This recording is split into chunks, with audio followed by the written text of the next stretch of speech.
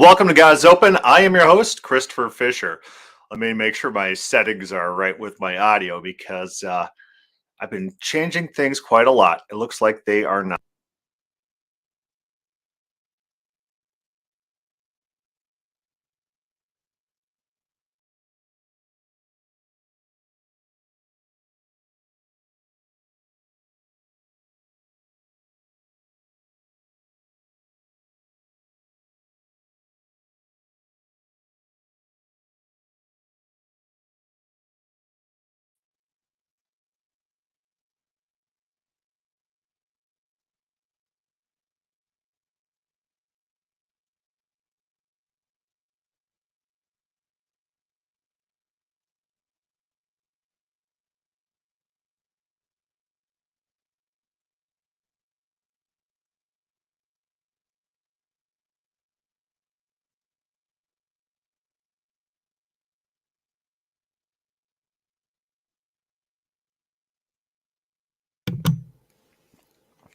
All right, let's try this absolutely again. I have just changed a lot of features on my computer, so I installed a new power device, and so I have to reconfigure everything. And so that's probably why you couldn't hear me, and then I had to readjust things to get us back in the spirit.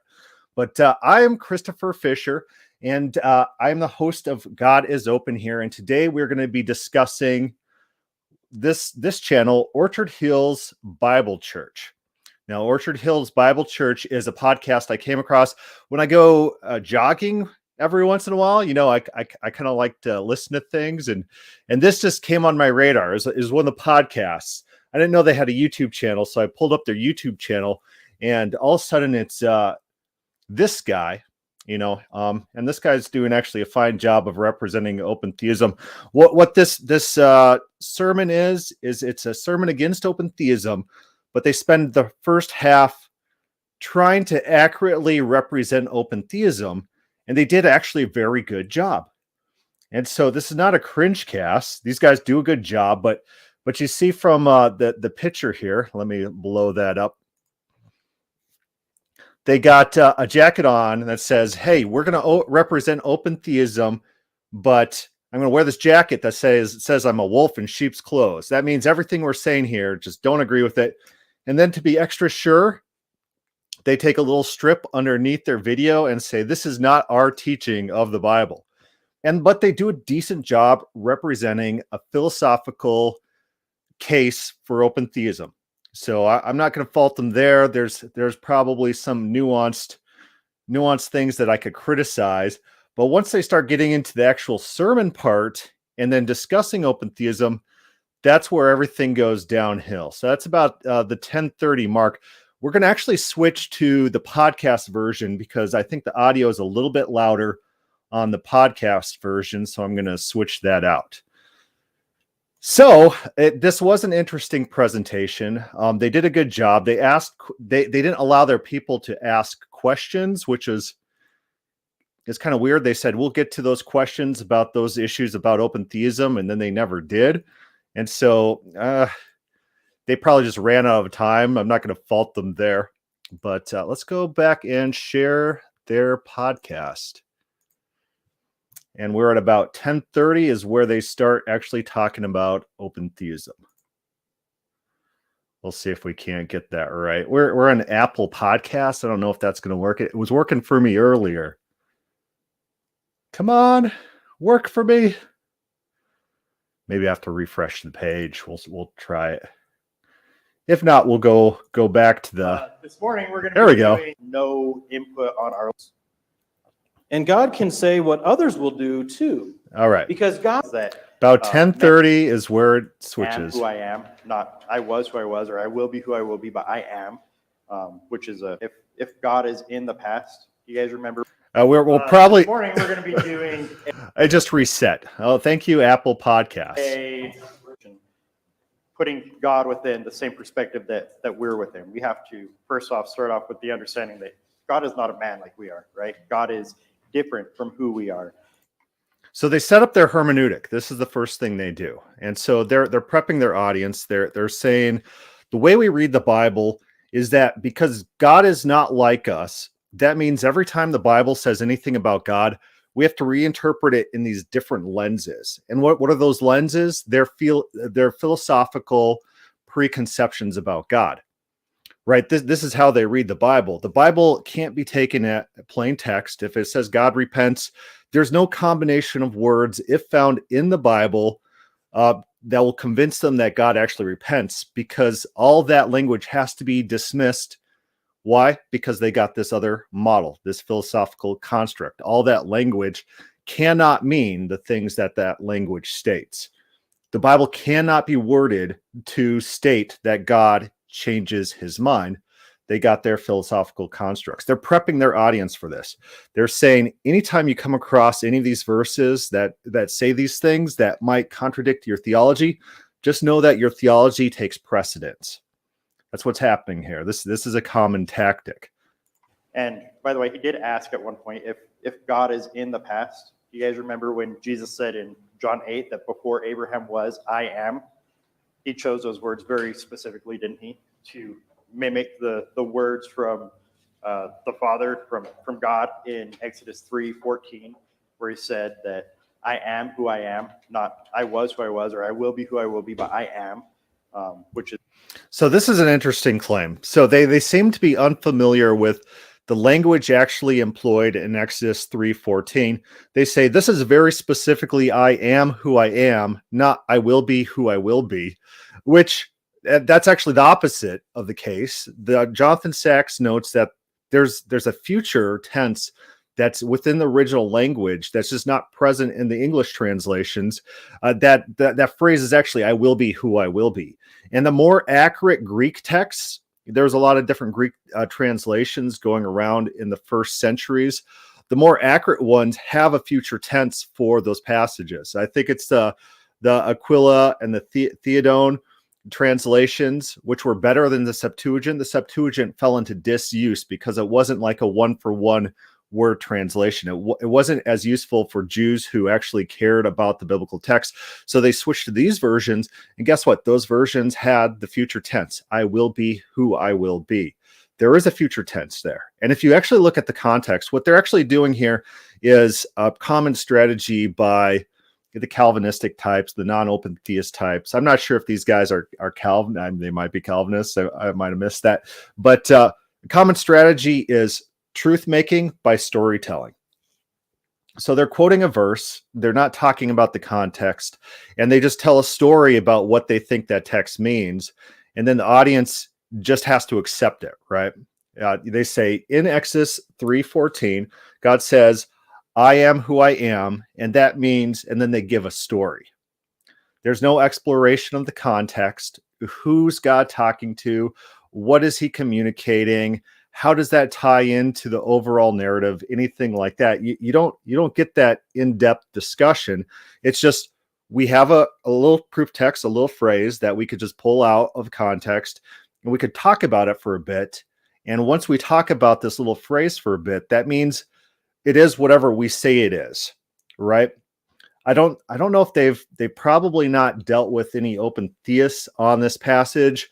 And if they have, chances are that the open theists would probably agree with their translation, but not necessarily their interpretation. But these are things to look for. Truth making by storytelling. Grab a small phrase. If you talk enough about that phrase, then that phrase means whatever you want. And here's the problem. So if they're the ones introducing the proof text, an alternative narration, like let's say I'm introducing a proof text and I say, well, okay, here it says God repented. And then they say, well, how about this? As an alternate reading, other than open theism, we can explain that verse by being an anthropomorphism. Okay, that might be, they're just refuting my proof text by offering an alternative reading of the proof text. Okay, we could go back and forth and talk about that. Say, hey, which one is more accurate? Which one makes better sense in context? Is there anything that's pulling to your reading of this verse over mine? You look at the context and try to merit out which has the best reading. But they don't do that when they're proof texting here. They're actually giving some sort of meta narrative, meta commentary that's not present in the actual proof text that they're pulling out. They turn to Malachi, say, I, the Lord, do not change. They just pull out half a verse. They don't even do the whole verse. They pull out half a verse, and then they do a meta commentary. Oh, this means God has these metaphysical attributes where God can't change. God can't vary. This is his essence. I think in this very podcast that they do talk about Malachi 3 in that way. It's devoid of context. There's nothing in the context that would suggest it.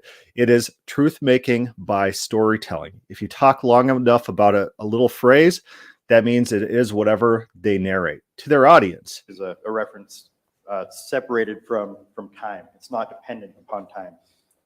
So this relatively new understanding of open theism, it hasn't been around for all that long, and that in and of itself doesn't necessarily make it wrong, but it does perhaps make it more suspect. We need to ask, well, why is this new understanding a new understanding? Why are people adopting this new understanding? And I want to point out two central axioms or starting points that open theism seems to be centered around. They seem to formulate their whole understanding, their whole theology around these 2 points. One is that man is absolutely autonomous. I don't know anyone who claims this. So it's like, who are you interacting with where you're getting this definition? Man is absolutely autonomous, right? It's like, what is that? What is that even supposed to mean? It's like my kids aren't even autonomous. I go tell them to clean their room, to go rake leaves, things like that. I don't think anyone's claiming this except for you. And they're actually teaching to an audience. That they're styling themselves as teachers, informing their audience about open theism. It doesn't seem that they have done some basic research, because they present an opening case that mirrors open theistic thought, but then when they start explaining open theism, it goes off the rails. You have to wonder where the disconnect is. Is this their own interpretation in their own head? It's insane. It doesn't add up. That we can do whatever we want. We have absolute free will, and God has no input on our lives, on our decisions. God has no input in our lives. We have absolute free will. God has no input on our lives and decisions. Find me an open theist who claims that. Not even Thomas Ord. Thomas Ord says that God can influence. God works with us. People like that. It's like there's no version of open theism. You have to really get into process theism before you start getting into God has no influence over people's life. They're making it up. I don't know where they're getting this from. They're not quoting any open theists. That's something they hold on to. It's something that they really treasure, and they really treasure. Want. I don't know any open theist who claims these things, and he says this is something that they really treasure, right? So I don't feel like these people are being dishonest. I feel like this guy really believes the things that he's saying. They're just off the wall insane. It's like they've made up a reality in their own head that does not exist. To have as a truth in their worldview. And secondly, is that God is 100% hands off in his relationship to sin. Not only to sin as we would understand it, but to destruction, to calamity, to sickness, to pain, to suffering, to war, that God is. So this is like ultimate straw manning. It's like God is 100% hands off in regards to sin. You're making this up. You've just fabricated. I hate to say it. It sounds like you're lying. Whatever you think you've read from open theists to be interpreted in that way is probably false, friend. You might be unintentionally lying. You're defaming open theists. No one believes that. 0 people that I know believe that God is 100% hands off when it comes to sin.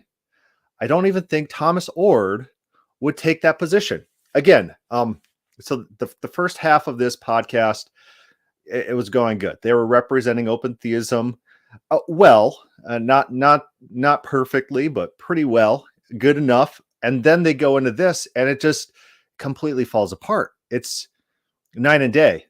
Absolutely 100% hands off in this. So they say man is autonomous, God is 100% innocent. And we can kind of see why those might be good things to seek. Yeah, so sounds like a Calvinist to me, Roddy writes. And they probably are Calvinists. I think I might remember some statements they made that are very Calvinistic. Let's say I was representing Calvinism, and I said, Calvinism is when God rapes people, like little kids and just everyone. He just rapes them all day and has fun doing it and just loves it. Is that like a honest and accurate representation of Calvinism? Yeah, not really. You could see that it's true in a sense that Calvinists do believe that everything that happens is to God's greatest glory, and that means all rapes and everything like that, all murderers and torturing, everything like that is to God's greatest glory. And so you can make a few steps of logic to get to that point, right? But it's not an accurate representation of what they believe. These guys are just, if I was saying that about Calvinism, they'd probably take pretty severe issue with that.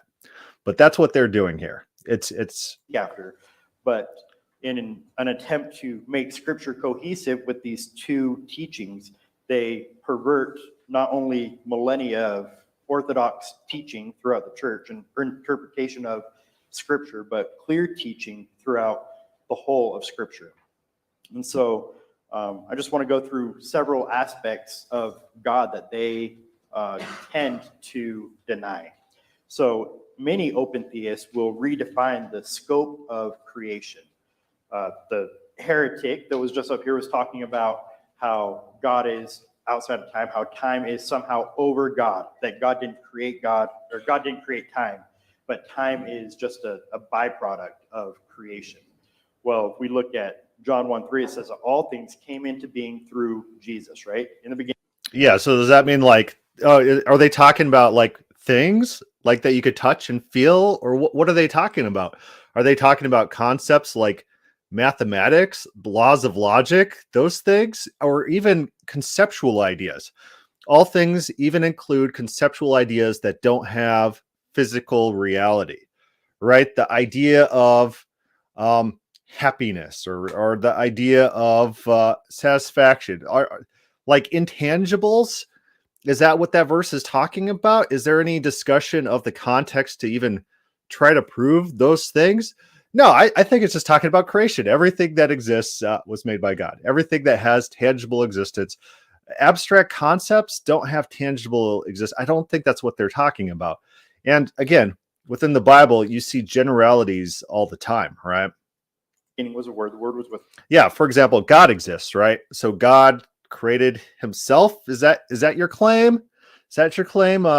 Orchard Hills Bible Church? Probably not. You're going to carve out exceptions based on your priorities and your standards, but everything, this verse, if you pull out a verse and you talk about it long enough, then it means what you claim, right? We got this little phrase. We'll pull it out of the chapter. We'll talk about it for a couple paragraphs, and that's our proof text. It means what we claim. Look at this. There's no discussion of context. There's no discussion of, well, in this passage, here's what's happening, who's being talked to, and in context, this is how it fits. Nothing like that. This is truth making by storytelling. God, the word was God. All things came into being through him, and apart from him, nothing came into being that has come into being. The open theist would say, well, time hasn't come into being, so that's why God didn't create it. But that's not sufficient, because Colossians 1:16 says, for by him all things were created. Everything, all things, right? And then it goes on and it specifies both in heaven and on earth, things visible and invisible, like time. Well, is God invisible? Because the Bible does say God is invisible, so God must have created himself, right? But here's the thing: it's just like a special pleading thing. This we have this verse; it must mean our thing. Guess what? And we also claim time is a thing and time is tangible. What evidence do these people have that anyone in the ancient world viewed time as fungible, like time as something to be created, rather than just an aspect of reality? What evidence is there of that? This is a very modern notion. Time travel, reversing time, being outside of time. These are modern notions. You get a little bit with Plato and Neoplatonists, and these guys are taking up the Neoplatonic tradition. But show me where in the Bible or other Semitic cultures where time works like this. You could reverse time or something like that, or jump out of time and come back into time. They don't have anything. The Will Duffy debate about timelessness was great because he points out to his opponent. The opponent keeps saying, "Oh, this verse means God is timeless." Yeah, but your verse actually says God's in time. 1,000 years is like a day, and a day is like 1,000 years. Both of those are time. It's saying one thing's like another. It's God experiencing time. This is about God being in time, the exact opposite of your claims that God is outside of time.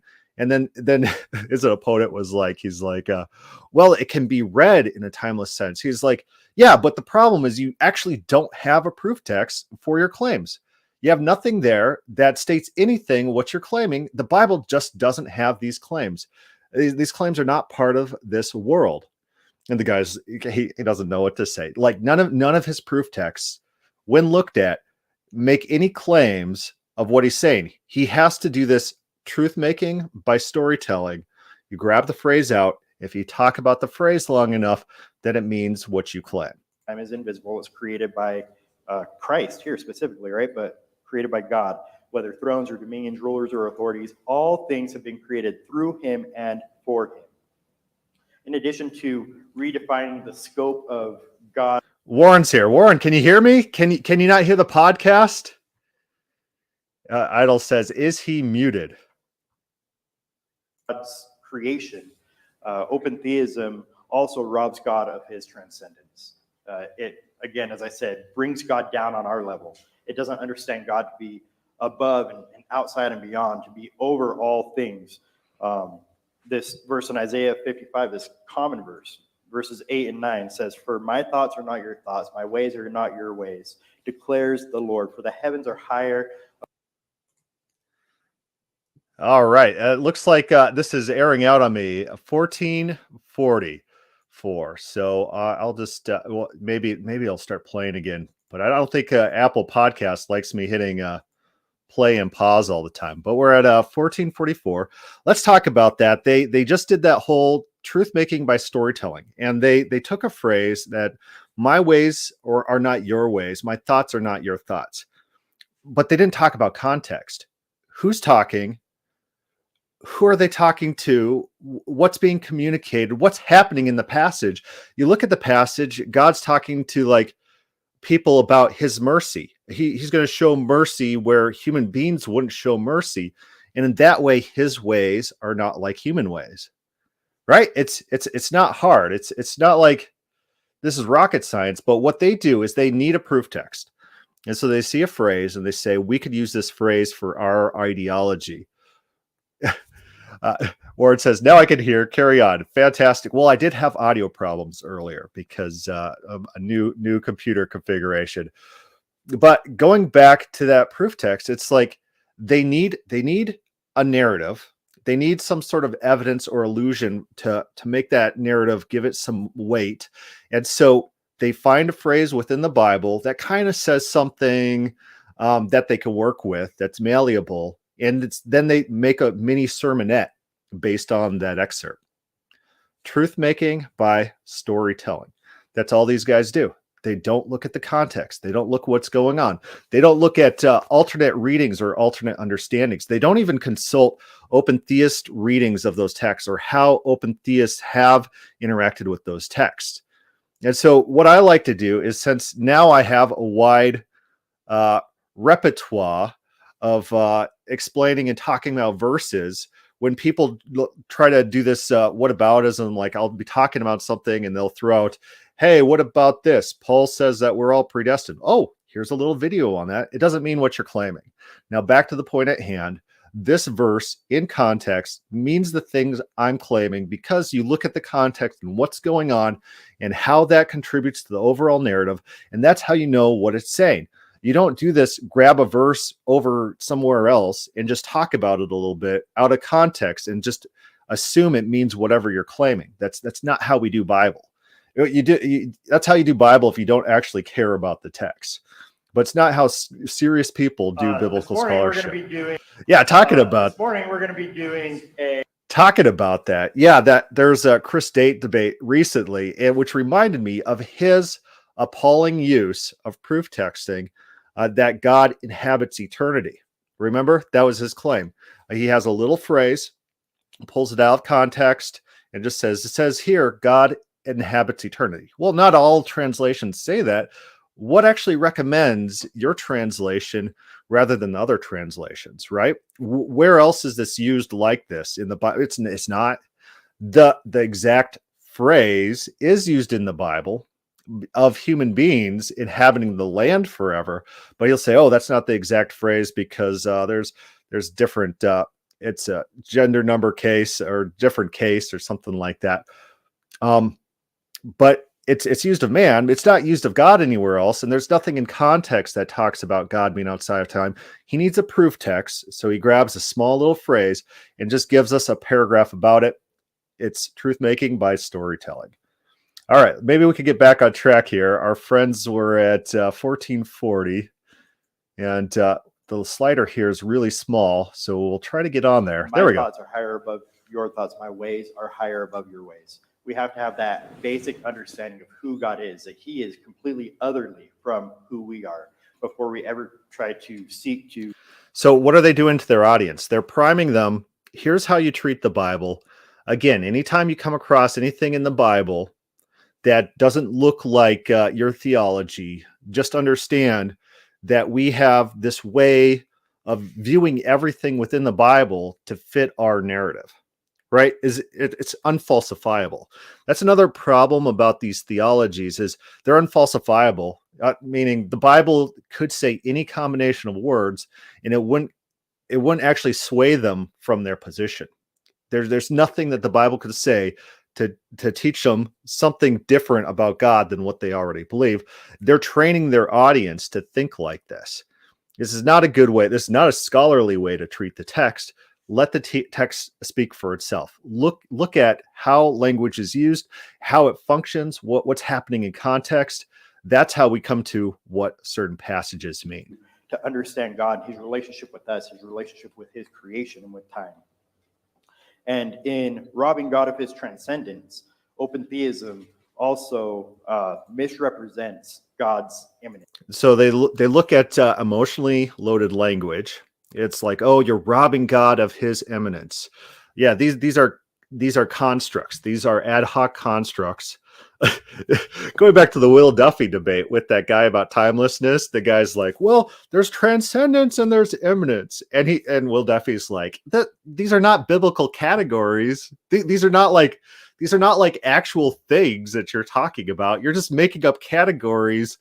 It's ad hoc category creation. They can't actually deal with the text, and so they have to compartmentalize the text in order to selectively dismiss the text that they don't like. A better way to treat the Bible is treat all texts as legitimate and try to figure out in context possibilities and probabilities of the meaning of the various texts. The fact that God is near, that he is with us. Yes, God has entered into his world. He has humbled himself to the point of death, even death on a cross, below angels, and he has taken on appearance as one of his creatures. He is not far off, but his immanence, his closeness, his relativeness to us doesn't negate his transcendence, the fact that he is above us, that he is far superior. The ironic thing is that they had already talked about open theism and talked about a case for God being quote unquote in time, and the audience wanted to interact on those points, and then they cut them off and they didn't let them. They didn't let him do it. To us. Listen to this verse from Hebrews 1, verse 3. Again, common verse. It says that he is, speaking about Jesus, Jesus, is the radiance of God's glory and the exact. Yeah, Brian writes that this is the difference between truth and ideas. Platonism is really Hinduism, in which you ascend to God through ideas rather than truth. And yeah, that's actually fairly accurate. So I think Ammonius Sanctus had Eastern mysticism that was taught to him. And who are his disciples? Origen of Alexandria and Plotinus, some eminent Neoplatonists. Even Christians like Eusebius in his histories is talking about Origen. He's like, even these pagans agree that Origen was really good at Platonism. He's studying all these Platonist philosophers and was well esteemed in Platon. Like, this is his praise. Eusebius is praising Origen for being steeped in Platonism. And Porphyry, the Neoplatonist disciple of Plotinus, is saying these Christians, they go to the Bible, and the Bible doesn't say anything that they're claiming. And they'll take these barbaric texts that say one thing, and they'll give them crazy spiritual interpretations, just like some of the Greeks do with Homer. You know, they learn this from the Greeks and they're applying it to the Bible. The Bible doesn't say any of these things, and they're going crazy. They're going nuts. And that was a criticism by Porphyry, and it was praised by Eusebius. It's real funny. And yeah, and that all, just as Brian says, a lot of that comes into Greek thought through Eastern Hinduism or from India. These ideas are flowing over and merging with existing Greek thought. Representation of his nature, and he upholds all things by the word of his power. And when he had made purification of sins, he sat down at the right hand of the Majesty on high. So this language is actually pretty common, that God or Jesus sits down at the right hand of God. In their minds, this can't happen. Jesus can't sit down at the right hand of God because God doesn't have a body, right? God can't be located in heaven along. Jesus would be like the body of God in this system, rather than the normal Semitic concept that God inhabits heaven and operates a court where he interacts with angels and other deities, and even Jesus. There's so many references within the Bible to Jesus sitting on the right hand of God, sitting at the right hand of his throne, them occupying space together. Even in the early Christians, if you look at Polycarp's writing, he also references this throne. This is a fairly common idea. It doesn't work in classical theism because their understanding of Trinity can't operate on that level, right? And so even that they have to, quote unquote, anthropomorphize. They have to claim that doesn't actually mean the things that it's saying. And there's just no evidence that the authors of the text actually rejected, like they do, the things that are being talked about. So it's an interesting proof text for them to use, a proof text that just explicitly, it's like people who say, yeah, God has omniscience over all things, past, present, and future, because here's a verse where God watches all things on earth. Yeah, okay, so watching is present, watching is gaining information. It's the exact opposite of what you're claiming. Your proof text refutes. It's not often where you're in a debate about a certain subject and the person's own proof text that they're using to prove their ideas is actually evidence against their ideas, right? Like if you're debating, like, let's say gun stats or something like that, or crime and gun ownership, you might be like, well, look at Sweden or look at Norway and look at these, look at Australia and versus the US and England, and you have to just kind of like work it out and say, hey, your stats don't quite work because it's cross-country comparison, and look at the demographics differences. And if you compare England to a similarly sized population, let's say Minnesota, then you can compare murder rates and things like that. You kind of duke out what the data is. So it's not often that the people you're debating with are quoting stats that are actually in your favor, that you could just say, hey, your proof texts are actually proof of my views if you just look at your own proof text. It's not often that happens, but it happens often in the open theist debates because, again, they are doing verse theology. They're grabbing little snippets of little verses to try to prove something out of context, and all you have to do is look at what's happening in context, and their proofs fall apart, and their proofs actually say something opposite of what they're claiming. Look at that Isaiah 40 through 48 debate that I had. The idea there, the Calvinist says this is Calvinism. This is God controlling all things.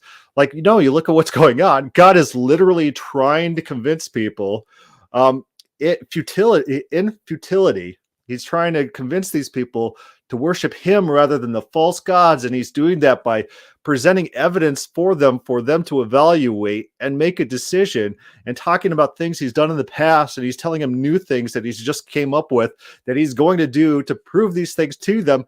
It's the opposite of Calvinism. It's the opposite of what they're trying to claim. Their own proof texts are against them. He is majestic. He is transcendent. And this speaks of his transcendence, even in the midst of his immanence, even in the midst of his work on earth. After making purification for sins, he again sat down at the right hand of the majesty on high. He was returned to that glory that he had with God.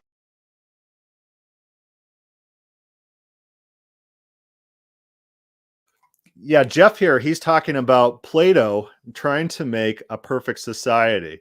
He's saying he gets the idea that Plato wanted to make a god that pacifies the masses. Yeah, Plato in his Republic states that he would ban all stories of the Greek gods. He wanted to build this perfect society. I think he actually petitioned like some sort of ruler to do that. And the ruler is just like, no, I'm not going to do that. That's stupid. And then didn't do that. So Plato, I think, was very offended by the Greek myths, and, for better or worse. But so I do think Plato was legitimate in his beliefs. He wasn't like lying or trying to manipulate masses. He actually believed the things he's saying. Before John 17, verse 5, God is both transcendent and immanent. These ideas aren't contradictory, but they blend together beautifully throughout the Bible if we have a correct understanding of it. Open theism also perverts this idea, the doctrine of the Assayity of God. God's Assayity speaks to the fact that he is... Right. I remember that part of the Bible where they're talking about God's Assayity, God's simplicity, God being partless. I'm sure that exists in the Bible somewhere. Man, open theism assaults that definite biblical doctrine that definitely exists somewhere. Self-sufficient, that he is independent, that he doesn't need anybody else.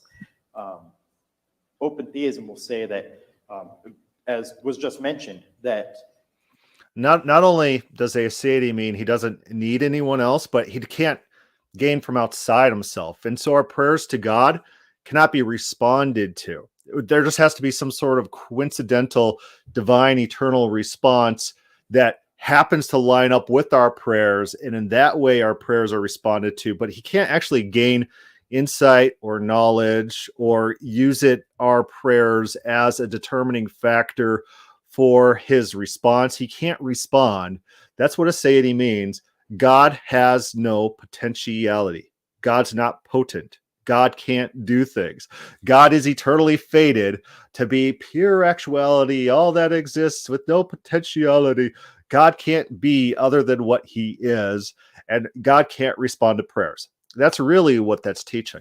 And so every time in the Bible where it talks about God listening to us and responding to prayers and considering our input, and even against his better judgment, answering prayers, every time the Bible talks like that's against Assayity. That's throwing out this idea of divine simplicity, God being partless, anything like that. They had no conception of this. That's the thing. It's like so foreign to the Bible. And these people, unless you're actually talking to a philosopher like Doelzel or something, they'll try to use this flowery language to kind of hide the true meaning of the theological terms that they're using. They're not explaining it. If they said Assayity means God can't respond to prayers, or if they point that out, they'd be losing a lot of their audience. Their audience would be like, that doesn't sound right. It doesn't. I read the Bible, and it looks like throughout the Bible, God responds to prayers. Maybe this Assayity thing is suspect, but they chalk up Assayity to, God doesn't need things. Yeah, God doesn't really need. It's not like God, quote unquote, needs things. God likes things. God sings over us. God wants our worship. People bargain with God and talk to God, and God gets enjoyment out of us. God sings to us, things like that within the Bible all the time. but they'll read a little phrase, maybe Paul says it, that God doesn't need our workmanship or whatever, our things built with human hands. They'll be like, that means in this Platonic sense that he has divine simplicity and assayity and can't gain from outside himself anything. That's not what he's talking. That's not what Paul's talking about. What are you talking about?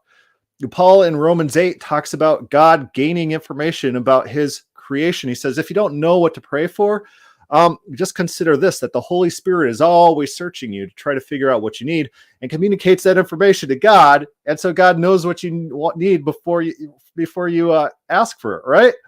God gains from outside of himself, as is Paul's idea. It's pretty consistent. So it's a huge misreading of Paul to claim that Paul was involved anyway with this pure actuality, assayity, simplicity. God needs to kind of manipulate different things. And by the way, this explanation of the manipulation of Judas and how God has to manipulate these things, I think, first of all, it undermines these two foundational axioms that open theism tries to be built upon the autonomy of man. How autonomous was Judas if God is able to manipulate him? And the idea that God is trying to stay 100% away from sin, that he has absolutely no. He said those are, again, this is them setting the straw man ablaze. They said open theism, the most cherished things in open theism is that God has to be 100% hands off when it comes to sin. He doesn't get involved. He just lets sin happen. And then man's 100% autonomy. It's like nobody believes this. You've made this up. You've fabricated this in your own head. What are you? Orchard Hills Bible Church. You made this up. It's just false. You're telling people lies, and I think they believe it. I think they actually believe it. But you're telling people lies and professing to be authorities on this issue. You're liars. Involvement in sin. God is the ultimate cause behind everything. He is the one who is behind everything. He is not the author of sin, but he uses sin sinlessly. And that explanation undermines those two foundational points, but it also makes God. I always think it's funny to ask Calvinists, what does author mean? And then they struggle because any definition they give for author would implicate God in being the author of sin. So it's like a meaningless word. It's a meaningless phrase for them to say God is not the author of sin. It's meaningless. It does not have meaning. They can't give it meaning because if they define it, then they have to live by that definition, you know? God dependent upon man. It makes... It'd be like Matt Walsh. He makes a movie like What is a Woman? What is author? And he goes to all these different authors. He's like, wow, I looked at the dictionary and the dictionary says this about being an author. Do you believe what this dictionary says? And they'll be like, no, that dictionary is not a theological dictionary. And so we just have to understand that God's not the author of sin. It's like, what does that mean exactly? And they'll be like, well, I feel you are interviewing us on false pretenses here. It's like, you won't understand. Author just means you're guilty of the sin, which God is not. He's like, well, I get that. But what is author? How do you define it? Can you define it? The Matt Walsh documentary, What is an Author? It would be an interesting one. His understanding contingent upon man's understanding and man's actions, which are fleeting and ever changing. And God is dependent upon the actions and the motives of his creature. Wow, Apple Podcast just plays me like that, right? All right, let's refresh again on Apple Podcast. Try to figure out where we were. Morning, mind of the Lord, or who has been his counselor. And in effect, if God is kind of waiting for these free will decisions to be made by man, he's responding to these different.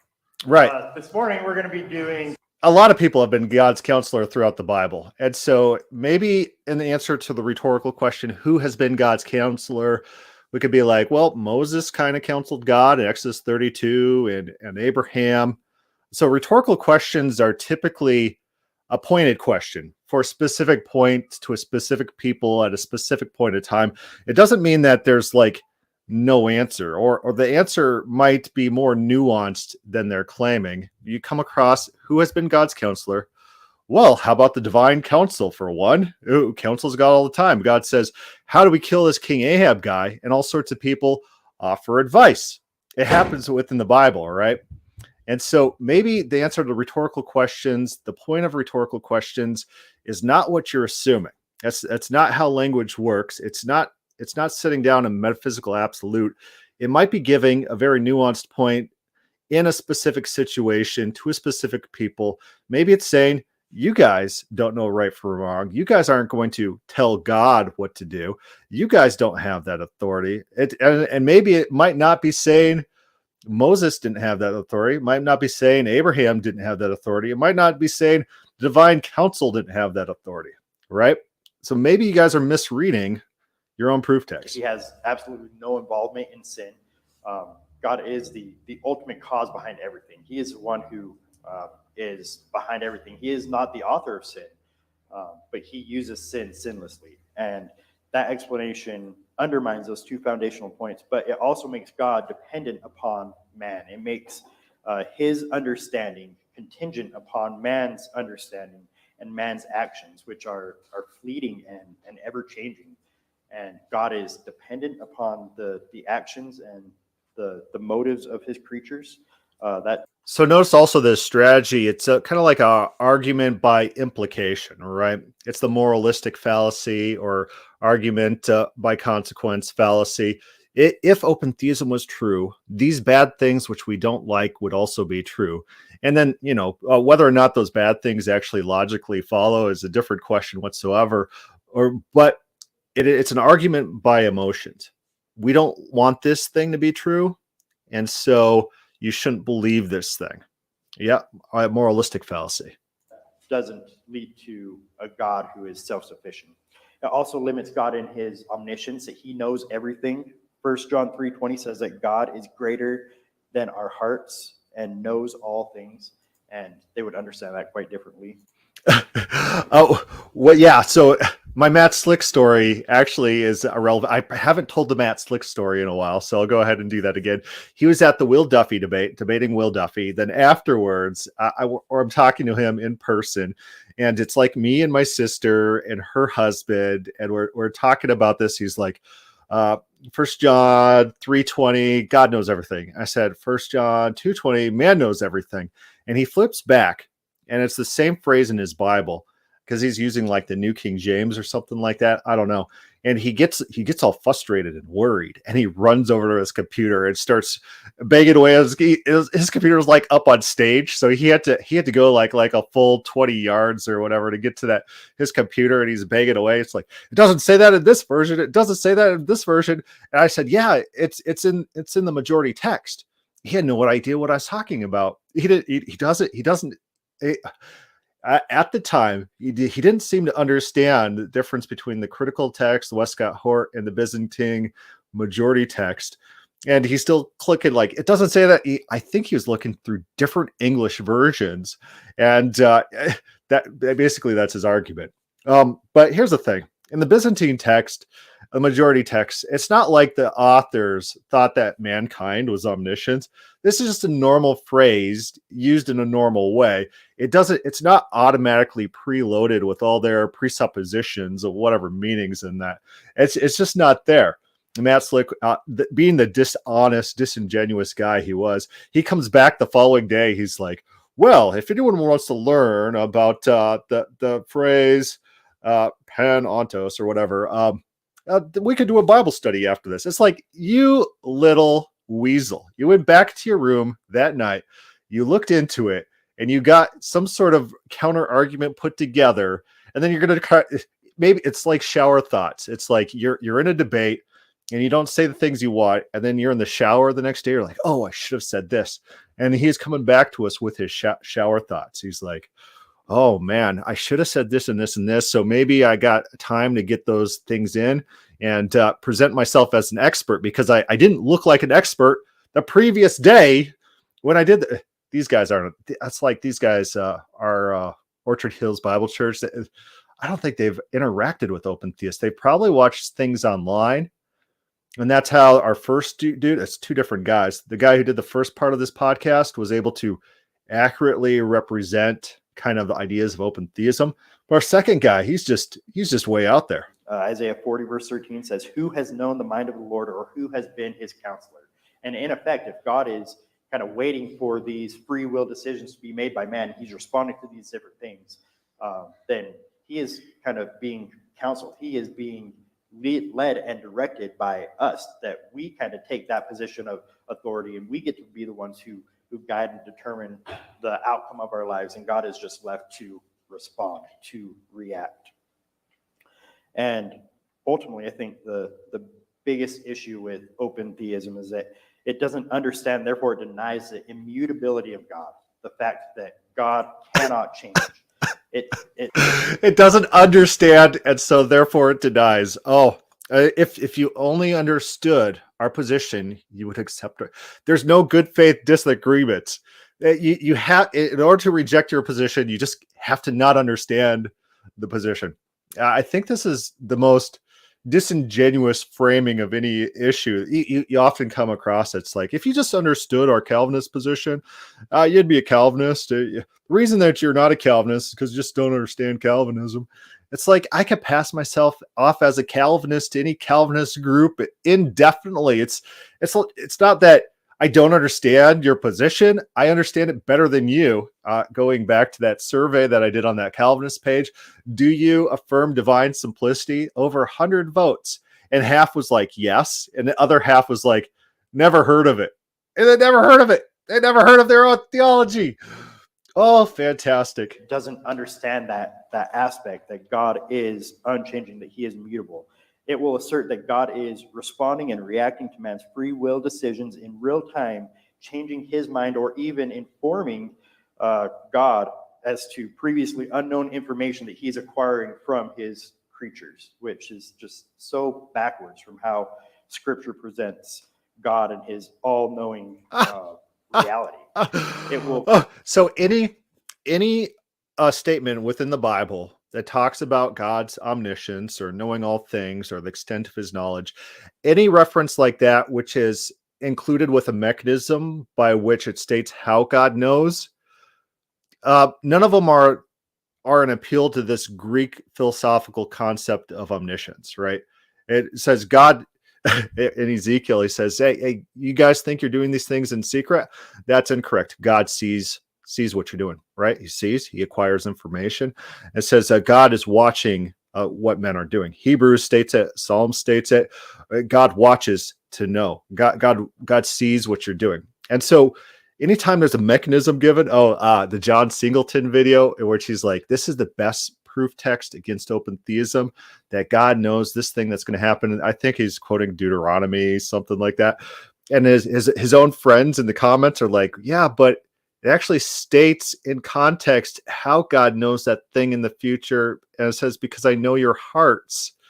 So doesn't that contradict your claims that this is some sort of proof for eternal, ungenerated, non-discursive, innate, exhaustive knowledge of all things past, present, because the mechanism's given in the verse, and it's not that. It's not traditional omniscience. It's like, so anytime there's a mechanism given, it's a defeater for their position. Their own proof text defeat them. And then anytime a mechanism's not given, they have to be like, they do this thing where it's like, oh man, how could this be? Unless God had eternal, ungenerated, non-discursive, simple, innate, exhaustive knowledge of all past, present. What is the other alternative besides that? Is what they have to do. If there's mechanisms not explicitly stated in the verse, it's like, how about we turn to all the times that the mechanism is stated and grab one of those? How about that? Have you guys ever thought about that? Maybe we could look at when the mechanism is cited. Huh, guys? Oh, it's so funny. Oh, it just cracks me up. The hoops that they have to jump through to maintain their position on these Bible verses. It's just so funny. Kind of straw man Christianity to say that God doesn't change in any way ever. We believe that, right? That God doesn't change, but we wouldn't say that God doesn't change in in any way whatsoever. And then they'll say, well, what about passages like Exodus 32, where Moses prayed for his people and then God changed his mind? Or Watch what they about do here. Jonah Watch chapter what they 3, do. Where God was going to come in, he was going to completely destroy Nineveh. And then they repented and God relented. He changed his mind. Well, what about that? We see there examples of God changing. Well, I have. Okay, so what would you expect an honest person to do? If they cared about the Bible and you're honest, you'd say, well, let's turn to the context of those examples and see what it says, where it's going, and here's an alternative way to understand it. What do you think actually happens? I gotta go hit play. What do you think actually happens? If you've guessed proof text trumping, you're right. It's like you say, hey, what about this situation in which God's changing his mind? They're like, have you seen this other random proof text over here, which definitely contradicts yours? Yeah, that's my response. Here 4 specific ways from Louis Berkhoff. He mentions 4 specific ways in which God doesn't change. He doesn't change in his being, in his attributes, in his purposes, or his promises. We know that God doesn't change in his being, right? Hebrews 13:8, Jesus Christ is the same yesterday, today, and forever. He doesn't change in his. All right, so that is another example of proof text being self-defeaters. And so Jesus, we know he had a body. He had bodily functions. He grew up. He grew in wisdom and in favor with God. He assumedly, in Mark 13:32, he eventually learned when the end times are going to be, if they were at all set at any time after that, right? And so Jesus changes all the time. This Hebrews reference is a reference to Jesus, and Jesus changed all the time. So it's probably not the proof text that they're looking for absolute immutability. And so there's no discussion of the context of Hebrews. What's happening in Hebrews? You turn to Hebrews, and it seems to me like the people at the time, the audience of Hebrews, was rejecting Jesus as an integral part of the gospel. It's like, Jesus has been dead for a while. It's like probably not important. And then you have this Hebrews being written talking about Jesus's place in the gospel, in salvation, in world history. These types of ideas saying Jesus Christ is the same yesterday, day, forever. It's probably a reference to his position, and not that he's not going to fade into obscurity and not going to be important anymore. That's what it reads like to me. And so I think someone like Heiser would probably take that position as well.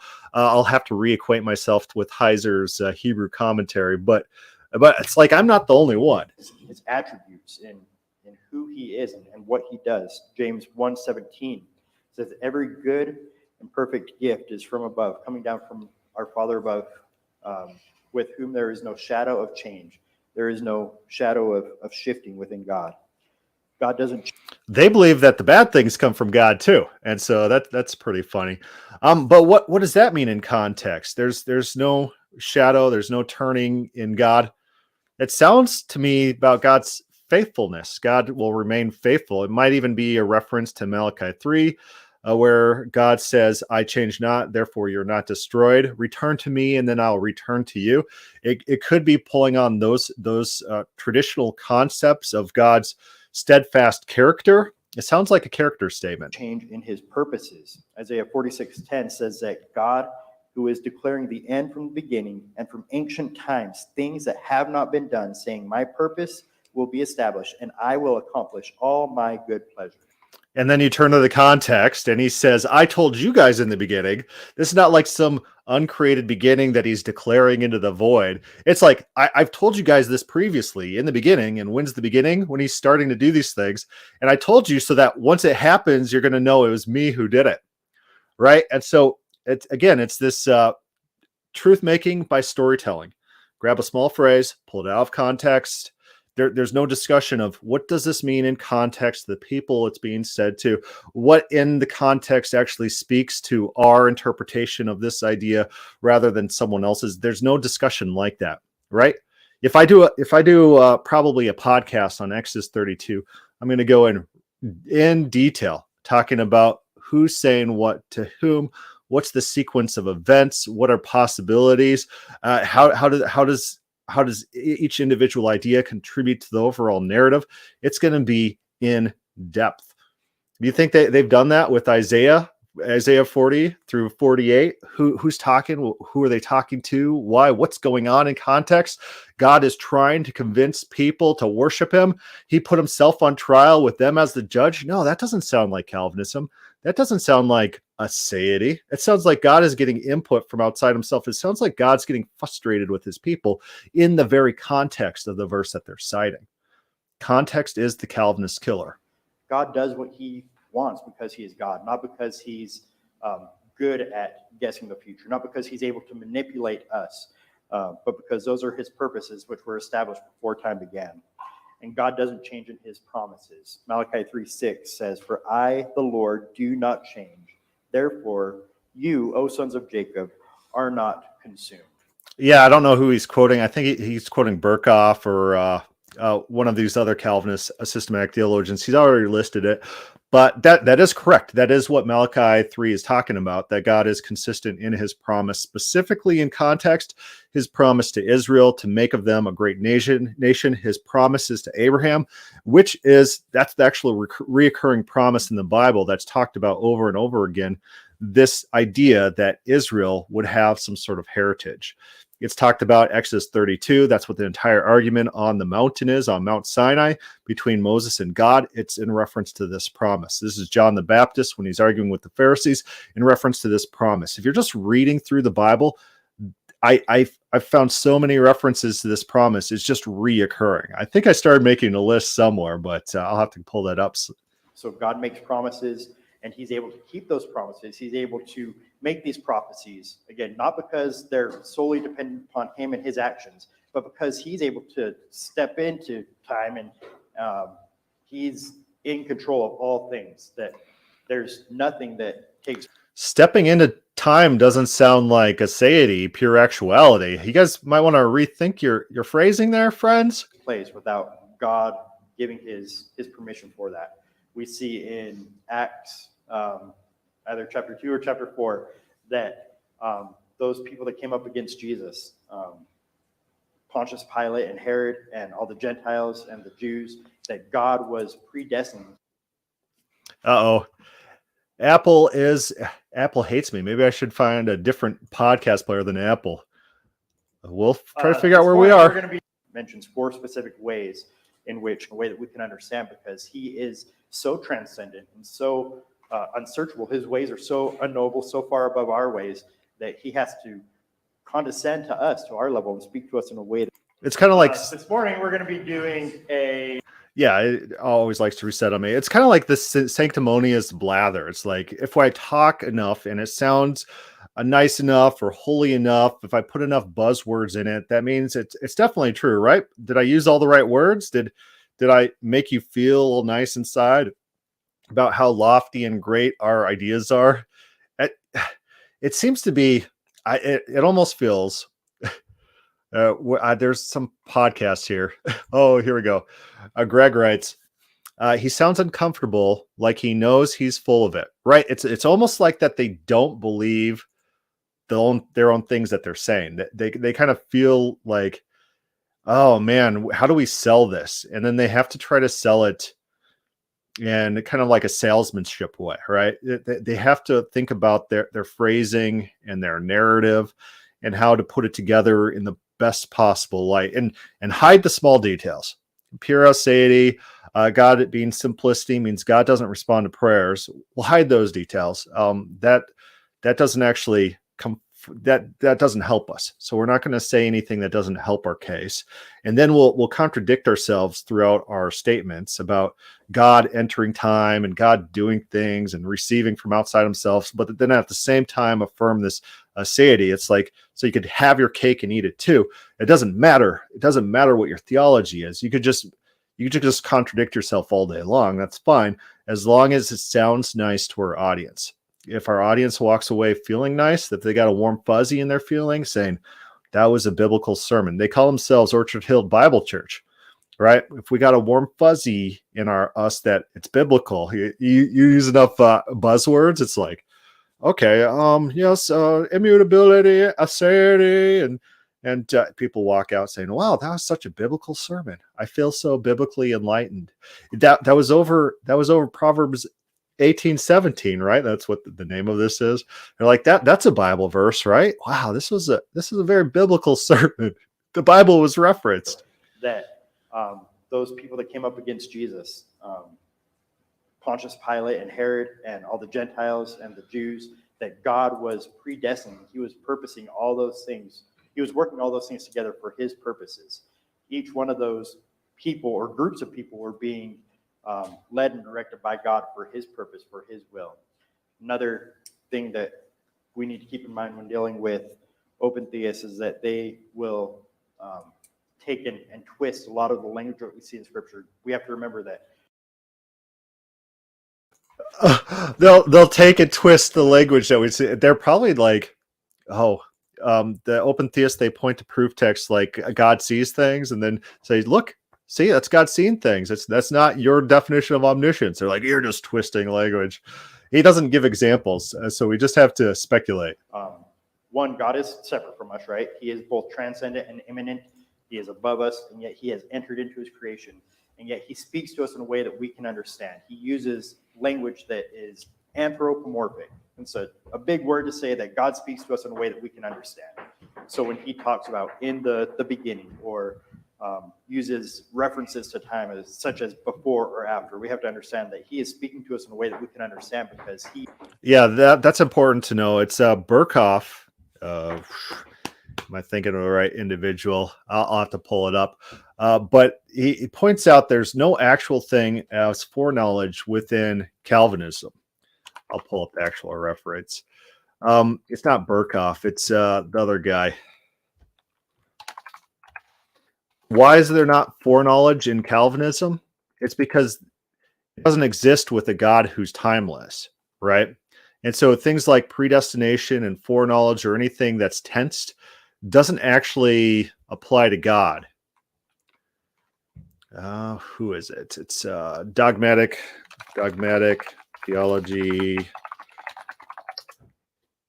What's the guy's name? I don't know the guy's name. I'll look for it. I'll play this guy. He is so transcendent and so unsearchable. His ways are so unknowable, so far above our ways, that he has to condescend to us, to our level, and speak to us in a way that we can understand. And lastly, I just want us to think about and consider the consequences about having a God who is mutable, a God who is changeable, who is able to be changed. That would be a terrifying God. That is a God that is much more akin to the God of Islam than to our God. In Islam, they'll say even the most faithful follower of the Islamic people are very, very much Platonist. Like they praised Aristotle. They claimed Aristotle as one of their own.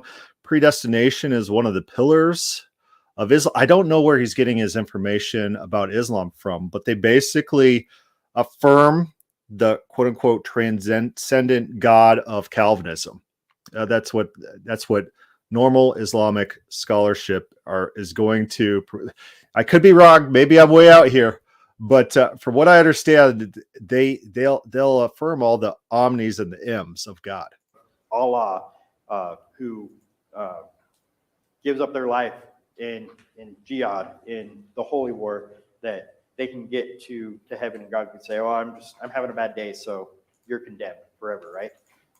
That God is so flippant, and if we served a God who was changeable, it would be very much akin to that kind of God, that if he could become even 1% less holy than he once was, then what's stopping him from becoming 5 or 10 or 100% less holy?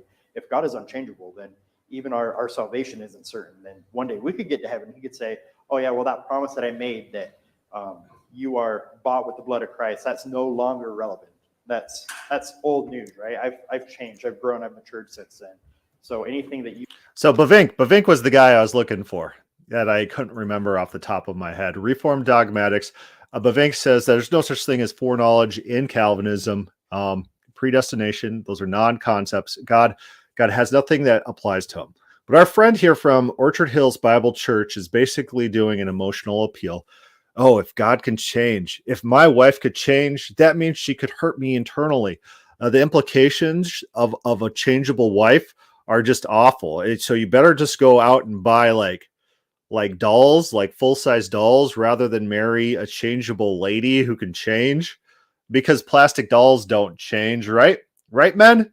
They don't change. They can't hurt us. They can't bear children that will grow up to be murderers and thieves and disappoint us at a fundamental level, become artists and musicians rather than engineers, right?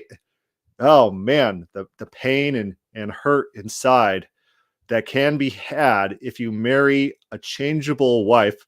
So men, the plastic dolls, just life size, bring them to the theater, drive them around in your car, bring them to work functions. They won't hurt you.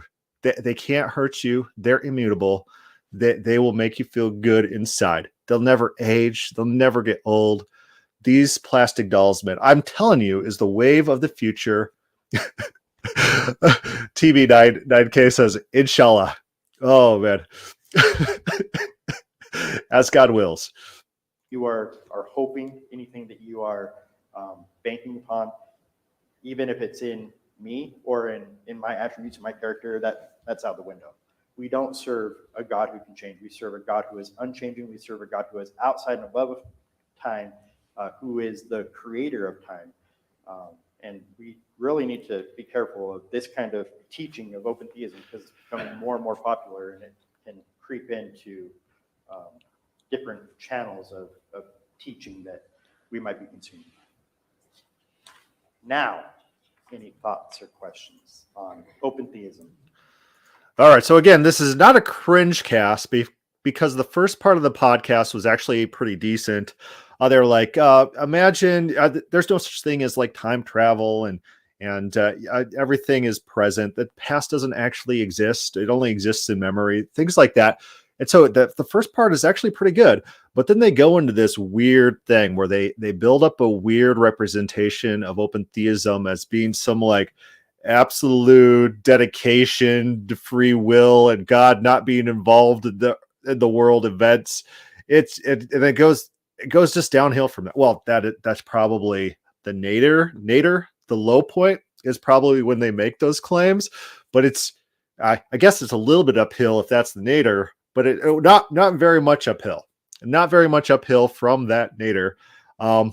It's still pretty low. I don't think they're on Proverbs 18:17. I don't think they talked about it at all.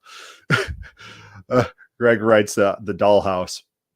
Oh man. Oh, so funny. I think I'll have to use that example more often, is like marrying a plastic life-size woman figurine, like some sort of weird recluse, these guys who because it's so illustrative of what they're afraid of. They don't want God to change. If God could change, God can hurt us. And that would make me so sad. It would be the worst thing. And all the things that God promises to do, he wouldn't have to do them. Right? Never mind that they don't actually believe the things that they're saying. And so you'll have people like Matt Slick, whose daughter apostatized. It's like he was fully convinced that she was one of the elect, one that was going to be with him in heaven.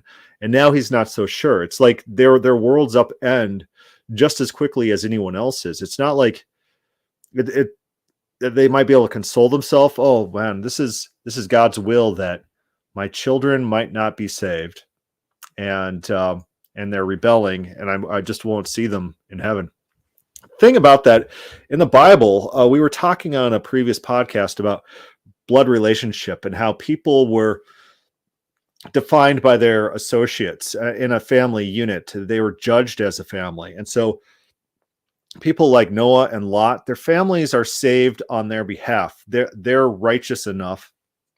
They have enough familiarity with God and enough pull that their family gets saved because of their works, their deeds. This is reversed a lot later, where God says, you guys are so wicked that people will only be saved on account of themselves, and their family won't as well. But historically within the Bible, families are saved on behalf of individuals who are in with God, as you'll say. So maybe if you have an unbelieving child, maybe you could get God to save that child regardless because of maybe how he feels in relation to you.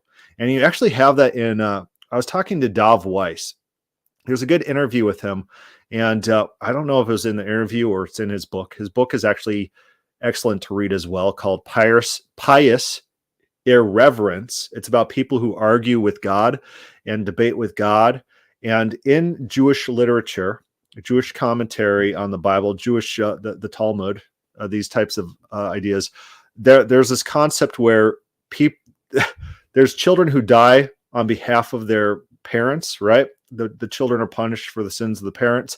And so once they get into the heaven realm, the realm of death or whatnot, they converse with God and they convince God to save the parents for the sake of the children, right? So it's like we got punished for their sake. They can be saved for our sake. And so it is an idea that of family salvation or group salvation, or one person being able to use their pull with God in order to save family members. It's not non-germane to the Bible. It is a concept in the Bible. And it's a concept that excites me very much, that you can save loved ones through your relationship with God. So Brian Wilson writes, "You're right about Islam and Calvinism. God doesn't really forgive. He authors all things. Hence saying, although Akbar at everything, man is actually more moral than God. Authoritarianism is God, etc." And I was reading what's my latest book? It's about the Crusades and talking about Islam and the rise of Islam. And one of the arguments in the book is that anything that's claimed as innovation and technology for Islam typically has older roots, like Persian roots or Indian roots. And it was taken over by Islam, and then Islam got the credit for inventing it, like the Arabic numerals, not really an Islamic invention, but it is like Persian or origins, things like that. And they point out that even philosophy was taken over by Islam. They claimed Aristotle as basically a true believer in Islam, even though he's not, but they claimed all his ideas were part of Islam. And so, I would not doubt that Islam has the same conception of deity as Calvinism. So I guess I'd wonder why Calvinism would be adversarial towards Islam if they're worshiping the same creator. Is it just the Jesus factor? Is it just different conceptions of Jesus? Why you guys aren't good buddies? I don't know. Open theists eat puppies, Roddy writes. Oh, good times. But anyways, I guess out of this discussion, we got a new illustration to mock the Calvinist insecurity about God's immutability. Getting a plastic unchangeable wife. That's pretty good. I don't see too much new from their podcast, though. I don't think they gave too much novel points. They did novelly suggest that open theists' basic tenets are things that are completely false, right? That God is completely hands off when it comes to sin, and that man's completely autonomous in open theism. I never knew this, so maybe they're educating me. I don't know. Who am I? Just maybe the best-selling open theist author currently on Amazon. It's not that I sell very many books. It's just like open theism is not a popular topic, and so like my book goes to the top. But it should be good. All right. Johnny writes, either everything is a miracle or nothing is. You can't have it both ways. Albert Einstein. Yeah, I'm not a big Albert Einstein fan, but that works. All right, we'll end there. It's an interesting conversation with Orchard Hill Bible Church. And if they want to actually interact with an open theist, I'm always willing to interact with individuals. I don't think they have interacted with open theists. It's some very weird claims going on there, and some basic due diligence that hasn't been followed in their presentation. And maybe it's purposeful. You don't know. Maybe. All right. Well, any questions or comments, put that down below or start a thread on the God is Open Facebook page. Thank you for listening.